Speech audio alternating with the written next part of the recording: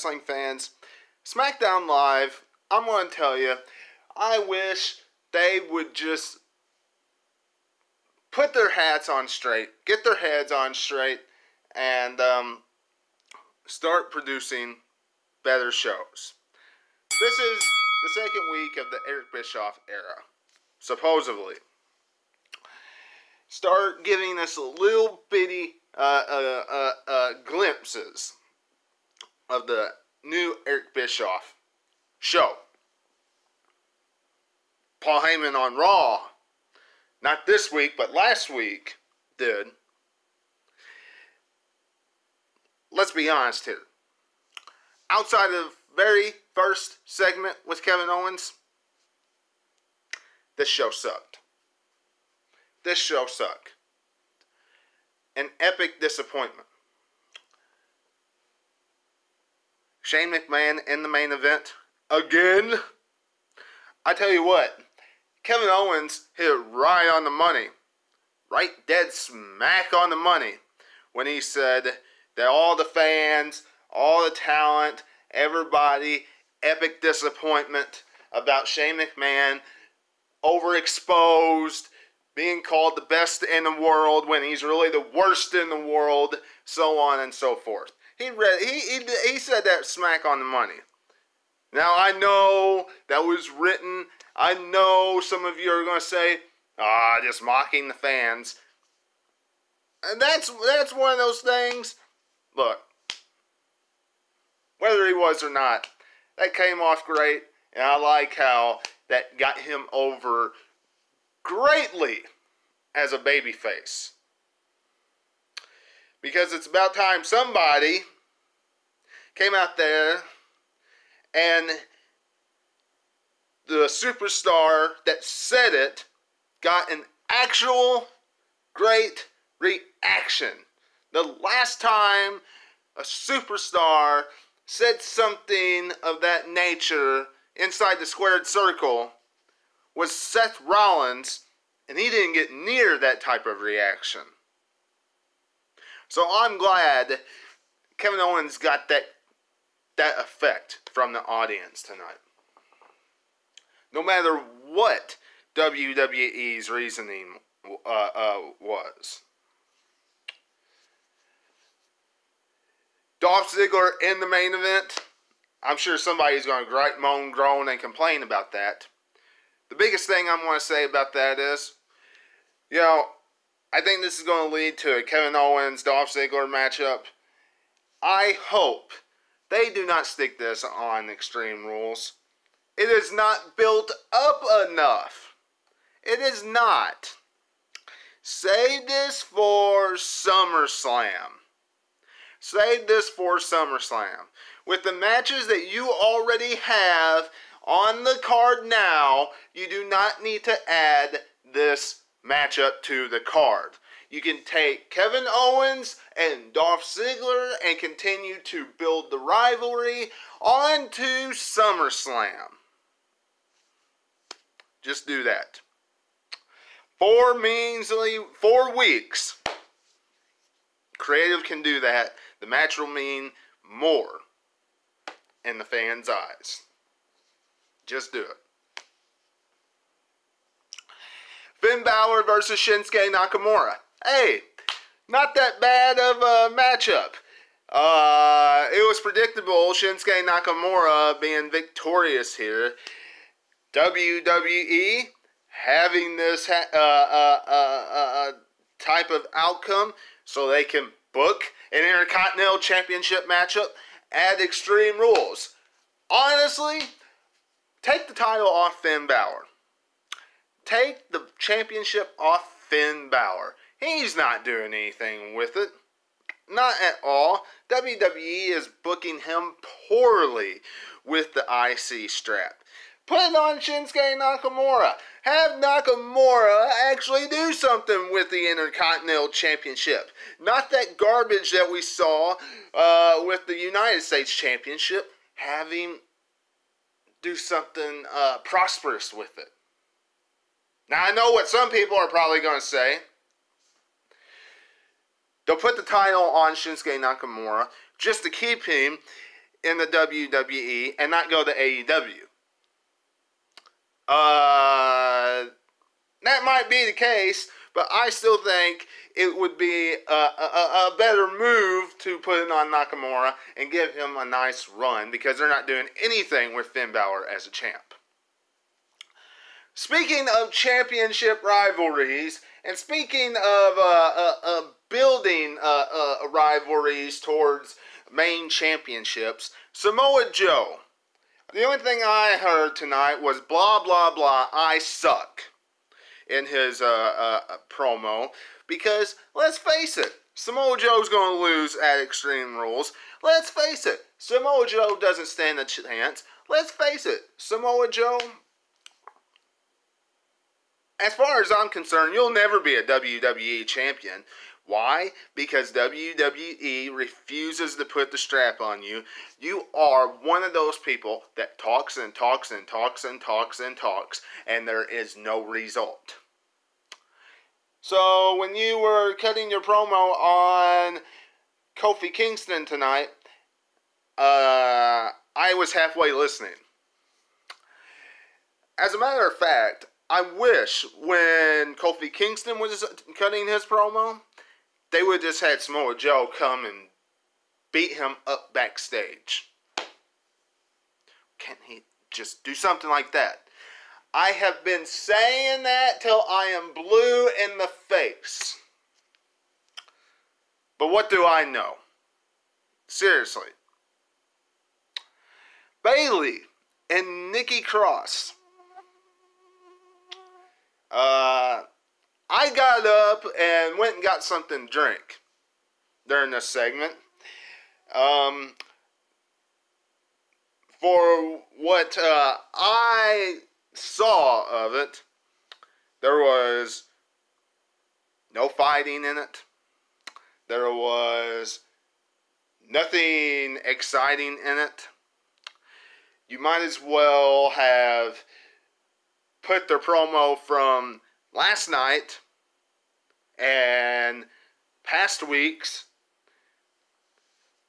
right tonight, because that was the gist of it.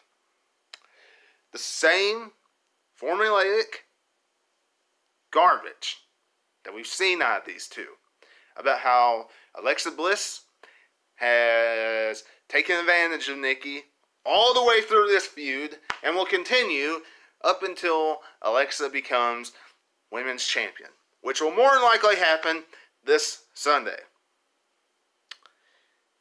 I can see that happening. Now,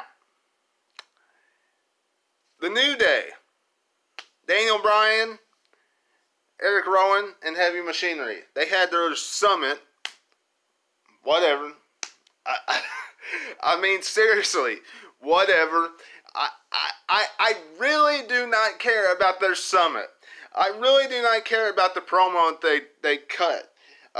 Because the fact of the matter is, come Extreme Rules, you're going to see Eric Rowan and Daniel Bryan retain their tag team championship.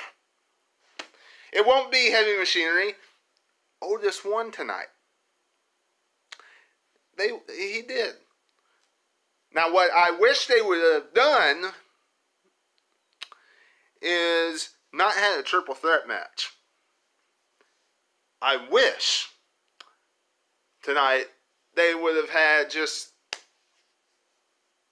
I don't know, a singles contest or something between Otis and Daniel Bryan, or something along those lines, and had New Day out there cutting commentary. And then on Sunday you could have had a tornado tag team matchup where all 6 competitors are in the ring at the same time.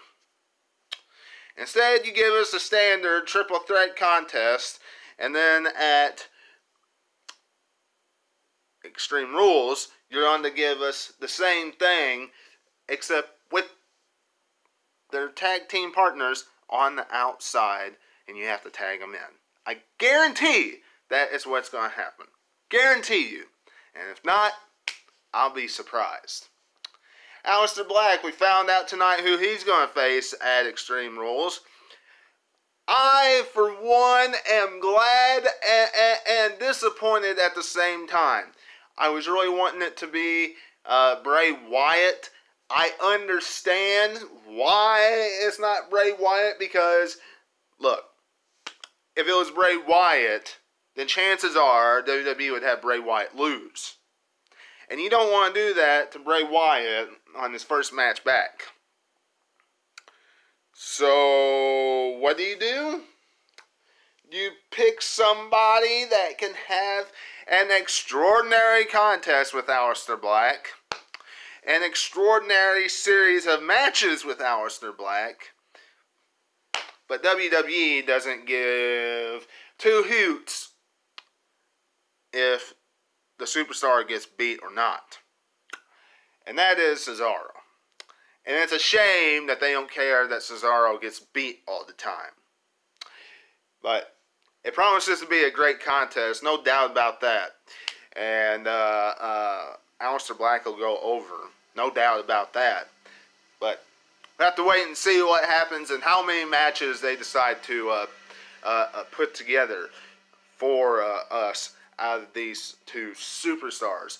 Hopefully it's more than one, because I see these two knocking the roof off the joint. You want to know the truth. And of course, Roman Reigns versus Dolph Ziggler.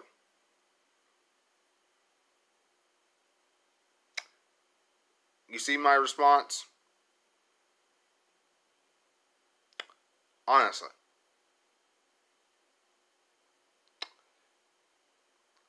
I don't care about it.